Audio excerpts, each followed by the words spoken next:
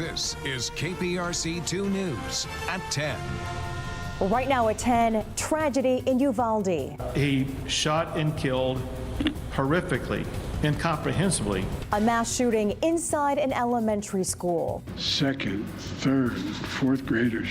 The lives of children and teachers taken by a gunman. Well, we'll need your prayers to get us through this. Today's massacre once again fueling the debate over gun control. Nowhere else do little kids go to school thinking that they might be shot that day. You see Democrats and a lot of folks in the media whose immediate solution is to try to restrict the constitutional rights of law-abiding citizens. All while families grieve after yet another mass shooting in a Texas school. I can't imagine what it would mean to send your child off to school in the morning and then not have them return.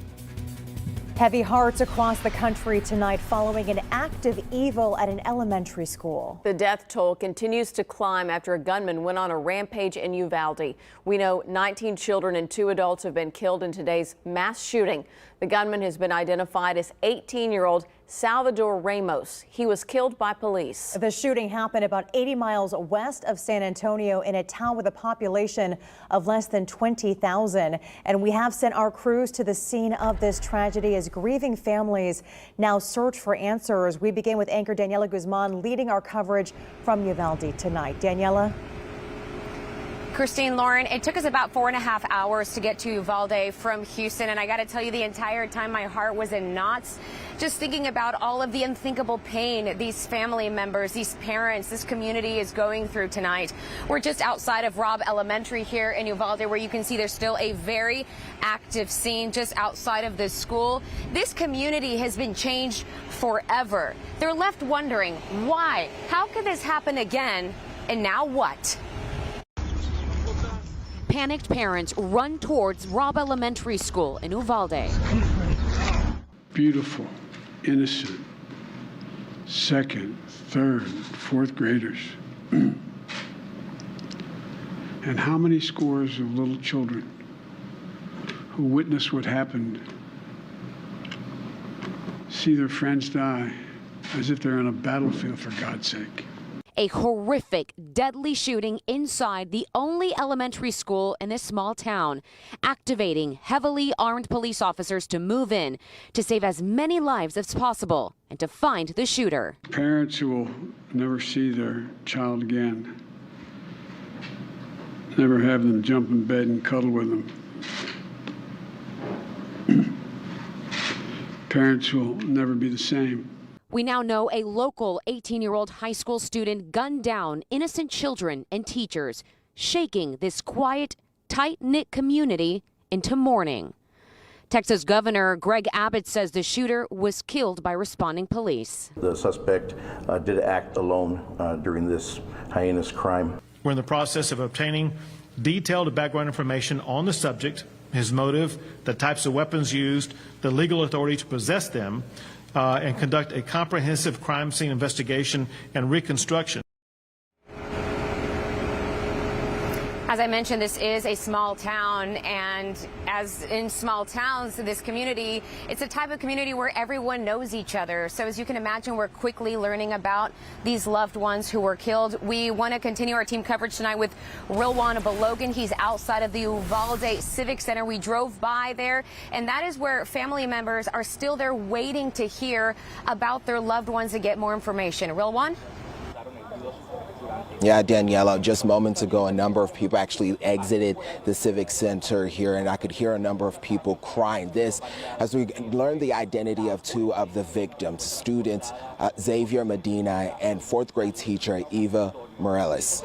Now, they are some of the first identified victims of this mass shooting. Morales spent 17 years as an educator who enjoyed running, hiking, and riding her bike. Her life cut short when investigators say a gunman went into Robb Elementary School with 2nd, 3rd, and 4th graders and started shooting. In a statement, her aunt says in parts, quote, "I never imagined this would happen to, especially to loved ones. Not all the facts have been released yet. All we can do is pray hard for our country, states, schools, and especially the families of all." Again, 4th grade teacher Eva Morales and student Xavier Medina leaving behind a number of family and friends, the first identified victims of this mass shooting. Reporting live from Uvalde, KPRC 2 News. Daniela.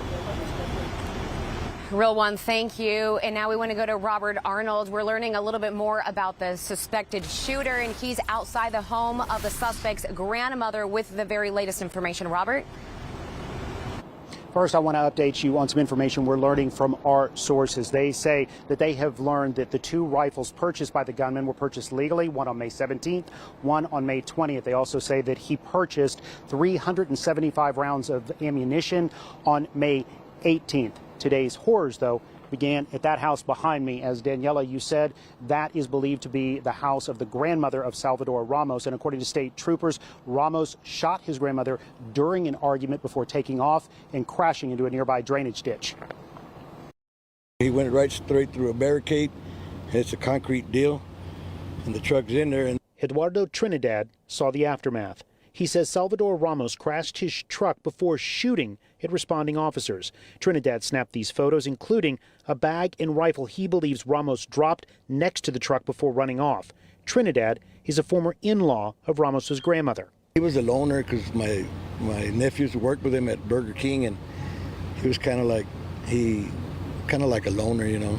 After crashing the truck and firing at officers, Ramos ran into nearby Robb Elementary. At that point, as he made entry, he began shooting children, teachers, anybody that was in his way. He was shooting people that were in front of him. Lieutenant Chris Olivares says several officers raced into the school to try to stop the rampage. They were met with gunfire by the suspect, and at that point, several officers were shot by the suspect. Olivares says Ramos was killed during the firefight with police.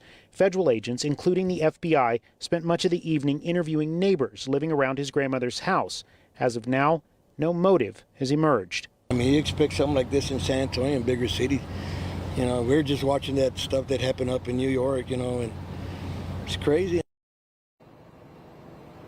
One other point we learned from our sources is initially troopers thought that Ramos was wearing ballistic armor, but upon closer inspection, they learned it was just a carrier, but there were no ballistic plates inside. So we had the outer part, but no ballistic plating inside.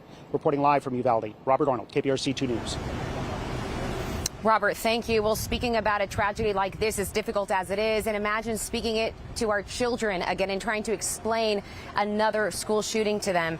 Devin Clark spoke to an expert tonight. And Devin, what did that expert tell you about how do we approach this type of very difficult conversation and sad conversation with our kids? Well, Daniela, I'll get to that in a minute, but let's start with the prayer vigil that happened tonight. It feels unfortunately familiar. Congresswoman Sheila Jackson Lee making an outcry to lawmakers, this as local child psychologists are forced to help parents navigate through yet another child massacre.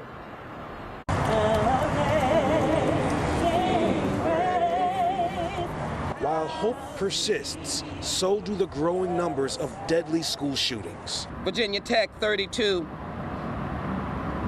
dead. Sandy Hook Elementary, babies, 26. Marjorie Stoneman Douglas High School, 17. The Uvalde Robb Elementary School massacre now sits at the end of a long list. I'm broken tonight. I'm stunned. I'm speechless.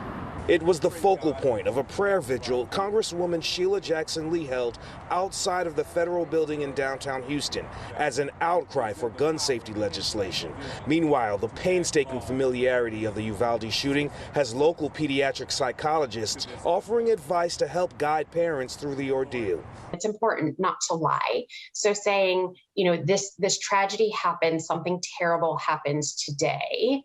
Here's how I feel about it. How do you feel about it? But really limiting the exposure that they see on television. Clinic chief at the Texas Children's Hospital Psychology Service, Dr. Marnie Axelrod, says with young children especially, it's also important for parents and guardians to limit their emotional responses so the kids don't absorb more grief.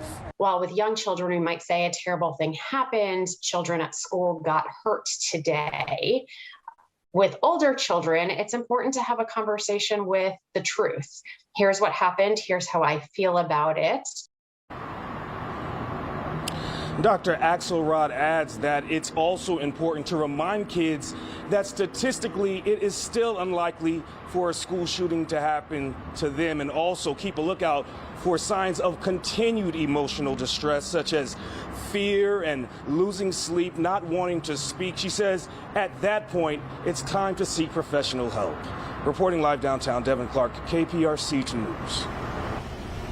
Devin, thank you, and we will stay here and continue to bring you breaking developments on air and online. Click2Houston.com. In the meantime, we're live in Uvalde. I'm Daniela Guzman, KPRC 2 News. Back to you. All right, Daniela, we certainly know the pain is palpable there, and our hearts are with everyone in Uvalde. Thank you. And be sure to stay with KPRC2 for complete coverage on the Uvalde school massacre. Our live team coverage does continue tomorrow morning on KPRC2 News Today. You can also find the very latest on our website, click2Houston.com.